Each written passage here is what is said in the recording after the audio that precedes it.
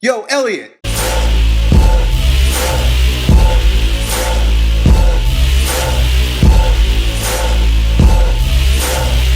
Hey, so our friend, the Three Flames, just got hired as a property maintenance dude for 2 days a week, and he's doing a ton of lifting and moving things, just, a lot of physical labor. He has a very laborious job, he describes, and he's doing this for about 8 to 10 hours a day, and he also wants to weight train. He wants to get stronger, he wants to build some muscle.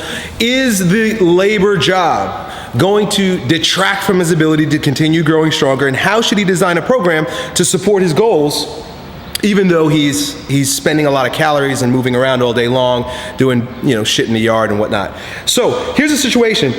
Make the best of your situation, because you now have a free workout, 2 free workouts a week. And when I say free workouts, that means incidental workouts. So people pay personal trainers, people go to Taibo classes or kickboxing classes, people spend money to do shit for 1 hour that you're gonna be doing 8 freaking hours a day. So it's a free workout. When I used to live up north and I had to shovel snow, right? Everybody's bitching and moaning and shit, and I used to say, free workout, cool, let's go do it, right?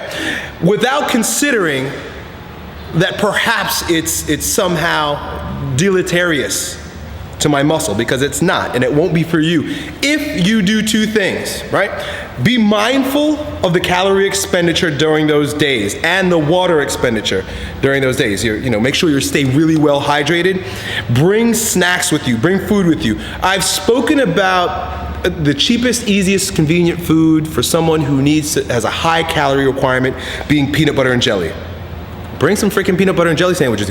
Bring some tuna fish sandwiches with you, right? Just make like 5 of them and put them in a container and bring it with you. You don't have to be, depending on your goals, but you don't have to be super bodybuilder concerned with your calories or where you're getting your calories from, because you're not, bodybuilders aren't doing 8 hours of labor a day, right? I mean, it won't support them in their particular goal. But getting bigger and stronger, you can still do it. So the very first thing is make sure that your calories are still high. You're drinking a shitload of water, over a gallon every single day that you are in the field, doing your thing. I used to move furniture when I was in college, and this is the way I thought of it. And I still got bigger and stronger, and here's how. Even though I was doing it 5 days a week.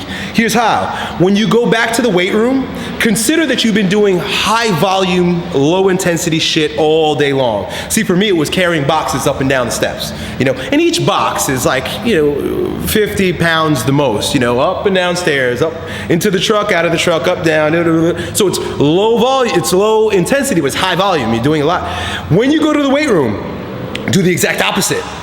Increase your intensity, lower your volume. So, and this is Elliott Hulse's specialty workout. Follow something like 3 sets of 3, 5 sets of 2, 6 sets of 1, my Grow Stronger method. I made that program specifically for guys that do other things, right? For guys that are in martial arts, for the guys that are, sports players, for guys that got laborious jobs that can't afford to be sore. That's the other thing too. When you train with high intensities and low volume, you're not gonna be so fucked up in your muscle that you can't go and do the work that you need to do out in the field. So when you're doing your maintenance shit, that's taking care of one end of the spectrum. When you go to the gym, take care of the other end of the spectrum. Right? I'd keep the volume of exercises low, and I wouldn't train more than 3 days a week. If you're doing maintenance twice a week, weight train 3 days a week, right? And I have a feel, this is gonna be interesting, right? Everything's an experiment. Everything in life is a freaking experiment. I have a feeling that if you stick with something like that, and you're doing your labor work, you'll probably be in the best shape of your life. Nobody can do physical labor for 8 hours a day and not be in great shape, and then go and lift something heavy for a very low volume and not get stronger. So my friend, opportunities abound. This is the greatest thing that's ever happened to you. Go get in great shape, go get stronger. Talk to you next time. Yo, Elliot.